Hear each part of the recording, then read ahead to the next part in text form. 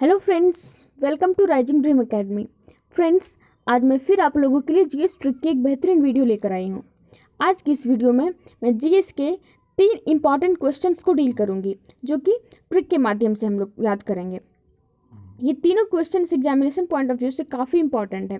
Friends, video को आगे बढ़ाने से पहले मैं आप सबको बता दूं कि हमारे चैनल पर ट्रिक की ढेर सारी वीडियोज अपलोड की हुई हैं।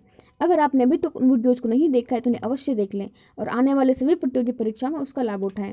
फ्रेंड्स, और अगर अभी तक आप हमारे चैनल पर नए हैं और उन्हें सब्सक्राइब नहीं किए हैं तो उन्हें जल्द से जल्द सब्सक्राइब कर लें और बगल के बेल आइकन को भी ज़रूर प्रेस कर लें, ताकि मेरी आने वाली सभी वीडियोज़ की नोटिफिकेशन आप तक तुरंत पहुँच जाए। ओके, तो चलते हैं, अब हम वीडियो को आगे बढ़ाते हैं। फ्रेंड्स, आज की मेरी पहली ट्रिक है अम्लराज पर।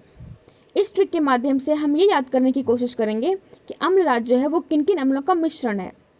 एग्जाम में ये अक्सर पूछा जाता है कि अम्लराज कौन से किस किस अम्ल से मिलकर के बना हुआ है, ये इसका रेशियो क्या है, ये किस अनुपात में होता है। ठीक है, इसी को आज हम एक ट्रिक के माध्यम से डील करेंगे। फ्रेंड्स, तो ट्रिक बताती हूँ। ट्रिक है अम्लराज है ना, बस आपको याद रखना है अम्लराज है ना। इसके माध्यम से आप ये याद रख पाएंगे कि अम्लराज जो है वो कौन कौन से अम्ल से मिलकर के बना हुआ है। यहाँ पे आप देख रहे हैं कि अम्लराज है ना में है के नीचे अंडरलाइन है और ना के नीचे अंडरलाइन है, यानी इसका आंसर जानने के लिए बस हमको है और ना का अर्थ निकालना है। तो है का अर्थ जो है हाइड्रोक्लोरिक अम्ल से है और ना का अर्थ नाइट्रिक अम्ल से है, यानी अम्लराज हाइड्रोक्लोरिक अम्ल और नाइट्रिक अम्ल का मिश्रण होता है। ओके, और एक चीज़ आपको और याद रखना है कि हाइड्रोक्लोरिक अम्ल और नाइट्रिक अम्ल जो है वो दोनों सांद्र होता है, यानी कि ये जो है सांद्र हाइड्रोक्लोरिक अम्ल एवं सांद्र नाइट्रिक अम्ल का ताज़ा मिश्रण होता है।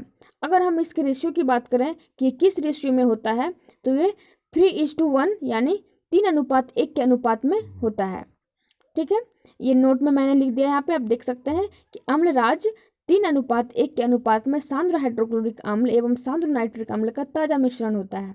ठीक है, और यह सोना एवं प्लैटिनम जैसे कठोरतम पदार्थ को गलाने में भी समर्थ होता है।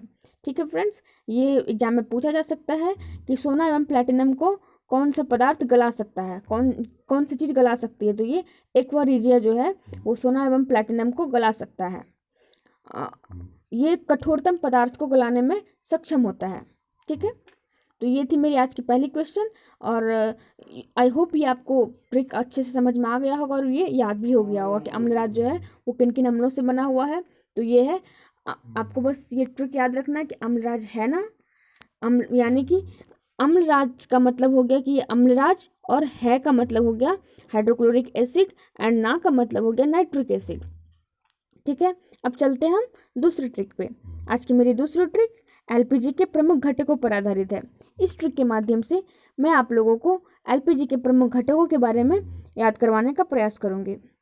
ट्रिक बताने से पहले मैं आप सबको एलपीजी के फुल फॉर्म बताना चाहूँगी कि एलपीजी का फुल फॉर्म जो होता है वो लिक्विफाइड पेट्रोलियम गैस होता है। ये आपको याद रखना है, ये एग्जाम में पूछा भी जाता है, इसलिए आपको ये याद रख लेना है कि एलपीजी का फुल फॉर्म होता है एल यानी लिक्विफाइड, पी यानी पेट्रोलियम और जी का मतलब गैस। ठीक है, और इसका ट्रिक है, बस आपको याद रखना है प्रोफेसर ब्यूटी। इसी ट्रिक के माध्यम से आप ये याद रख पाएंगे कि एलपीजी के प्रमुख घटक कौन कौन से हैं। तो एलपीजी के 2 घटक हैं, प्रोफेसर यानी प्रोपेन और ब्यूटी यानी ब्यूटेन। आई थिंक आप अगर ये ट्रिक याद रखेंगे तो ये आप कभी नहीं भूलेंगे, आपको कन्फ्यूजन भी नहीं होगा और ये कभी आप भूलेंगे भी नहीं। हो सकता है कि दिमाग से निकल जाता होगा, पहले याद करते होंगे, छोटा सा क्वेश्चन है याद तो हो जाएगा, लेकिन कि दिमाग से उतर जाता है। तो बस आप ये अगर प्रोफेसर ब्यूटी याद रखेंगे तो ये आप कभी नहीं भूलेंगे कि प्रोफेसर ब्यूटी में ही एलपीजी के प्रमुख घटक छुपे हुए हैं। ओके, तो यहाँ पे हम इसका अर्थ निकालते हैं कि प्रोफेसर का अर्थ क्या है। प्रोफेसर का अर्थ प्रोपेन से लेना है और ब्यूटी का अर्थ ब्यूटेन से लेना है। ठीक है, तो ये प्रोपेन और ब्यूटेन जो है वो एलपीजी का घटक है, और प्रोपेन का फॉर्मूला हो गया आपका, सामान्य सूत्र हो गया C3H8, और ब्यूटेन का सामान्य सूत्र हो गया C4H10। ठीक है, अगर हम बात करें कि ये प्रोपेन और ब्यूटेन जो है वो किस फैमिली से आता है, तो ये एल्केन ग्रुप से आता है, यानी एल्केन की फैमिली से प्रोपेन और ब्यूटेन आता है। और एल्केन का सामान्य सूत्र जो होता है CnH2n+2 होता है।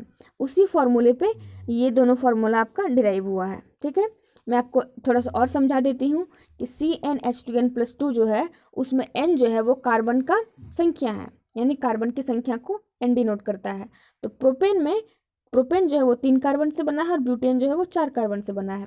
तो इस फॉर्मूले पे आप पुट कर सकते हैं Cn यानी C3 और H2n यानी 3 × 2 तो 6 हो गया, अब +2 क्या हो गया H8 यानी 3 कार्बन और 8 हाइड्रोजन मिलकर के प्रोपेन बना है। और ठीक उसी प्रकार 4 कार्बन से और 10 हाइड्रोजन से मिलकर के ब्यूटेन बना है। आई होप ये वाला क्वेश्चन भी आपको क्लियर हो गया होगा कि एलपीजी के प्रमुख घटक कौन कौन से हैं। ये ट्रिक आपको याद हो गया होगा और ये इसका फुल फॉर्म यानी एलपीजी का फुल फॉर्म क्या होता है ये भी आपको याद हो गया होगा।